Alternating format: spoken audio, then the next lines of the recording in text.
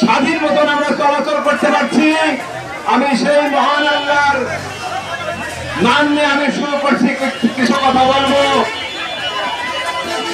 আমার ইউনিয়নের সম্মানিত বিএনপির সহযোদ্ধা এবং মুরব্বীবৃন্দ, আপনারা যে কষ্ট করে আজকের এই প্রোগ্রামে আসছেন, প্রথমে আমি আমার অন্তরের স্তর থেকে আপনাদের ধন্যবাদ জানাই।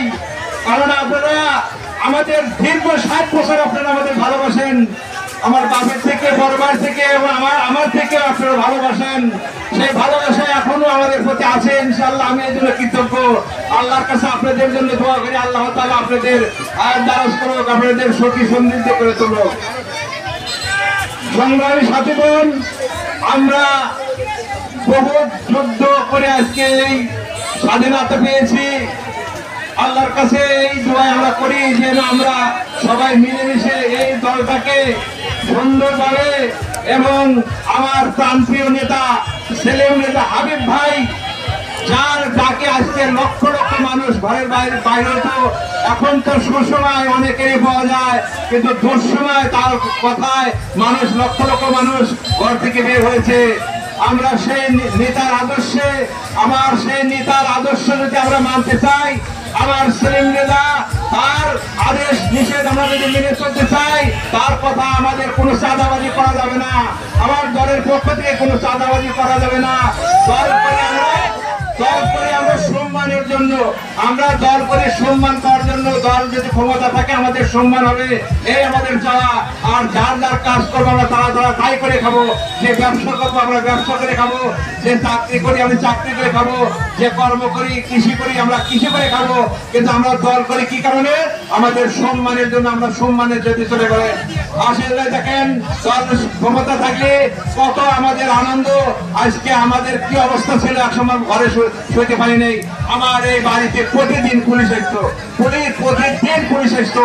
আমার ভাতিজা পুলিশের বিভিন্নভাবে ম্যানেজ করে, আমার বাড়ির ভাতিজা মফি সে বিভিন্নভাবে পুলিশকে ম্যানেজ করে প্রত্যেকটা বিএনপি নেতাকে সে হেফাজত করতো।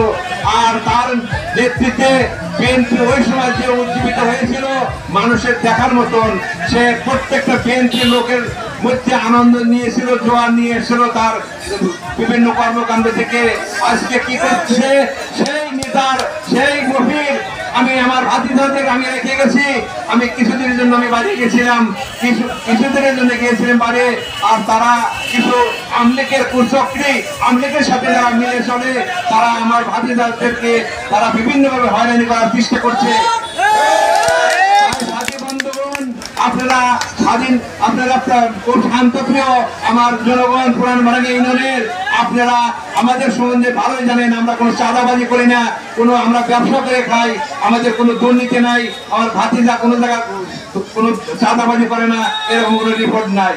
তো এখন বর্তমান অবস্থা কি হয়েছে, একটা গল্প দিয়ে বলি যে একটা লঞ্চ আছে না, আমাদের লঞ্চ আছে, লঞ্চের ছাদের পর 3 জন উঠছে।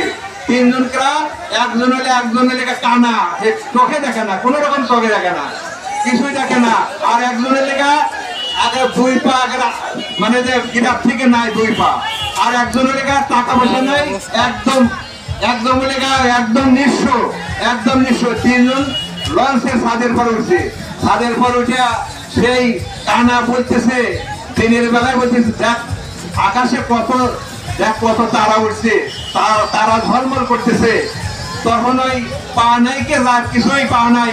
সে বলতেছে, শুনছিস না, ওই শালা লাভ দিতে গাঙে ফেলা দেবো, কারণ ওর কিন্তু পা নাই, আর তার কোনো পয়সা নাই, মানে ছুটে খায়। সে বলতেছে, মাস ছাড়া যত টাকা লাগে আগে দেবো।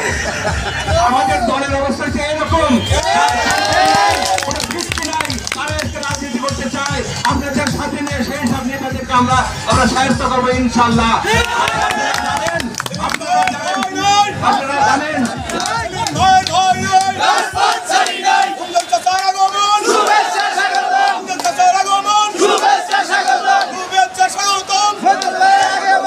আর আপনারা জানেন আমাদের এই পুরান মারাঙ্গার একটা ফ্যামিলি আছে।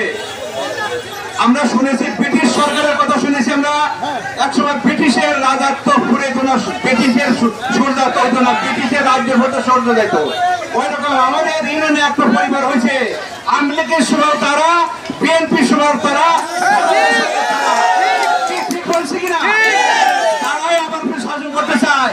আমার এক ভাই, আমার ধানের শীষ নিয়ে আমি নির্বাচন করছি, এক ভাই জামাতি ইসলাম, সে আবার ধান কাটছে, ধান কাটে নৌকার পর বসে বসে আবার ধান কাটছে। এখন নাকি আবার মাথার জন্য দাড়ি পালা নিয়ে গেছে,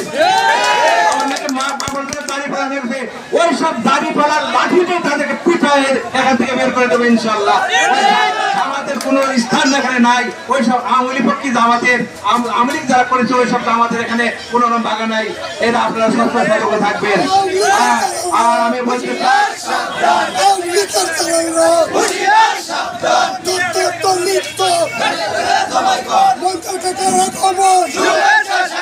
সাথী বন্ধুগণ, আমরা শান্তিপ্রিয়, আমাদের কারো প্রতি বৈষম্য নাই, তারপরেও আমরা কোনো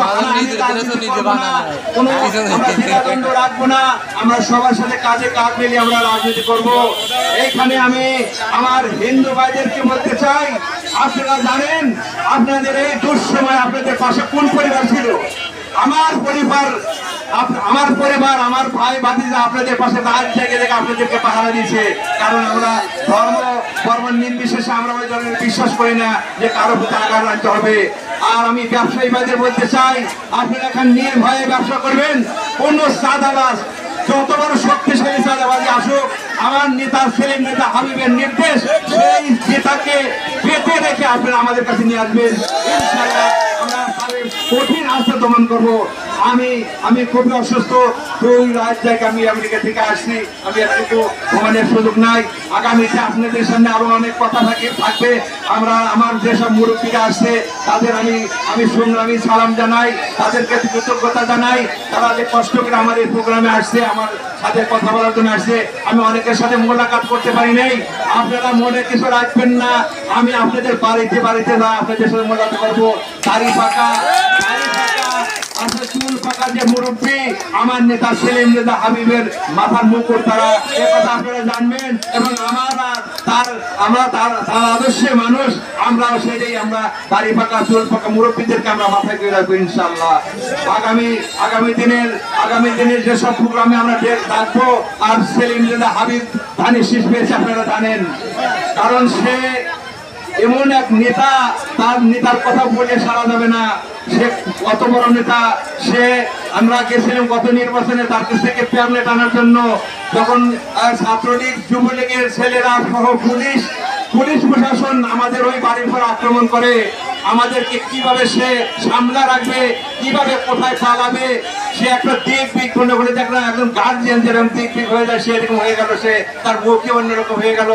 আমার সামনে আমি খোদাকে হাজির কাজে নিয়ে বলতেছি, আমার সামনে এসপি ডিসি সেনাবাহিনীর বিভিন্ন সেক্টরে আপনার পিসিবি তাদের সম্পূর্ণ জায়গায় টেলিফোন করলো, একটা জায়গা থেকে কোনো সাহায্য আসলো না। তো ইনশাআল্লাহ আল্লাহ আমাদের সাথে আসছে। সেই জালিম কিভাবে ধ্বংস হয়েছে আপনারা জানেন। বেশি লোক লাগে না, ভালো লোক অল্পতে হয়। বদরের যুদ্ধ আমরা যদি লক্ষ্য করি, বদরের যুদ্ধে 313 জন 3000 লোকের সাথে জয় হয়েছিল। এরকম সব জায়গায় আমরা অল্পতে আমরা ভালো লোক থাকবো, আমাদের সাথে ভালো লোক থাকবেন ইনশাআল্লাহ, আমাদের ভয় নাই। আমরা সেলিম ভাই আপনাদের সাথে আছে, আমরা কোনো সমস্যার সমাধানে আমরা বসে সেলিম ভাইয়ের সাথে বসে আমরা সমাধান করবো ইনশাআল্লাহ। আগামী দিনে সবার সুস্বাস্থ্য কামনা করে সবাইকে ধন্যবাদ জানিয়ে আমি আমার সংক্ষিপ্ত বক্তব্য শেষ করছি। আগামী দিনের ধানের শীষের শুভেচ্ছা জানিয়ে আমি শেষ করছি। আল্লাহ হাফেজ। শহীদ জিয়া অমর হোক, খালেদা জিয়া জিন্দাবাদ, তারুণ্যের অহংকার তারেক রহমান জিন্দাবাদ। সেলিম নেতা এগিয়ে চলো, আমরা তোমার পিছিয়ে আছি। ধন্যবাদ সবাইকে।